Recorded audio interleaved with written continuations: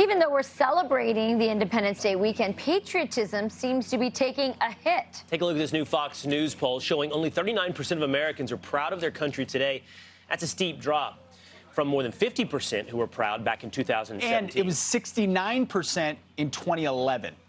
Here to react, Fox News contributor and retired Marine bomb tech, Joey Jones. Joey, great to see you. Good morning, guys. You're doing a fantastic job this morning. I mean, look at this backdrop. It's Amazing, absolutely beautiful. Yeah, you can't beat it. You can't beat it.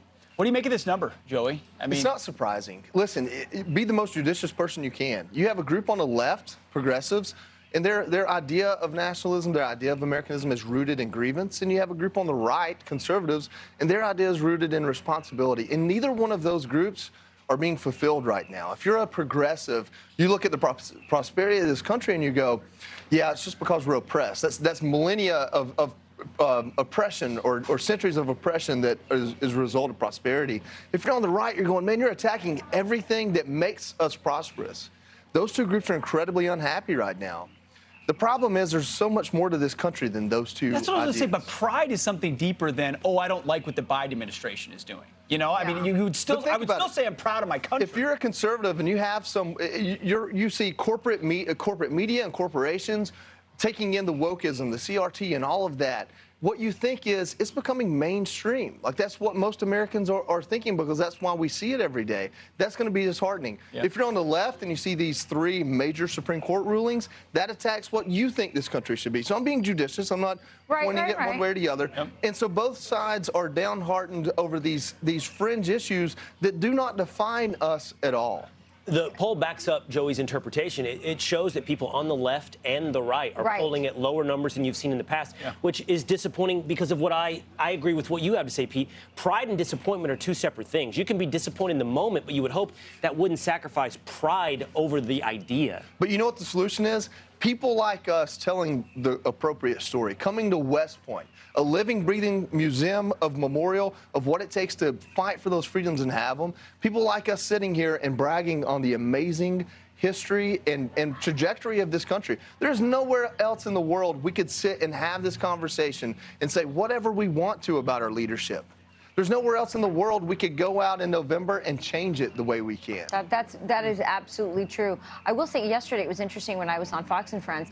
I was with Steve Doocy, and he said, well, Rachel, there was so much he said, I felt like the anti-Americanism in the 70s was worse. And I argued with him back and forth. And David Asman was texting saying, you know, Steve's right. I couldn't tell you what. And I couldn't tell you either, right? But I thought that was interesting, and it actually gave me a little bit of hope in that, you know, maybe this isn't this permanent, you know, trajectory downwards, that maybe we can renew ourselves. Because remember, after the 70s came the 80s. It's human nature. You look at some of the most successful entrepreneurs and business leaders and thought leaders. We are at our best when our back's against the wall. We're a comfortable country. We're so spoiled that we look for things to complain about.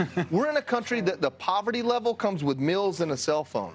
We are so prosperous that we don't know how to appreciate it anymore. And you know what? Pete, we went to war to make sure that it stays that way. So we can't get too frustrated about it. We just have to come back and sing the right song. Let me tell you what I know about this country. It doesn't matter what your ethnicity is, how you pray, what food you eat, or who you vote for. When somebody walks out their front door every morning, even in New York City, especially in New York City, if they stumble and fall down, anyone that passes them is there to pick them back up. It's an American trait. I know that because when I was knocked down at the knees, a whole country picked me back up. That's who we are. That's how we built this country, and I think it's still part of our DNA.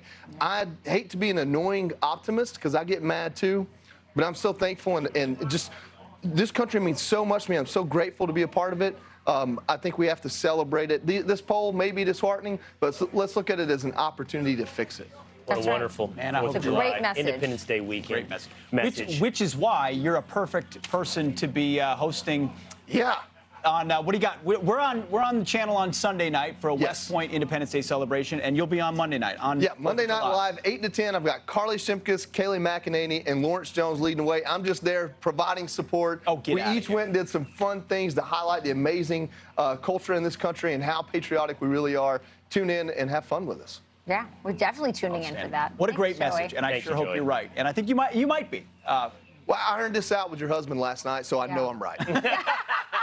His monologue last night was amazing. No, thank you, Joey. Yes.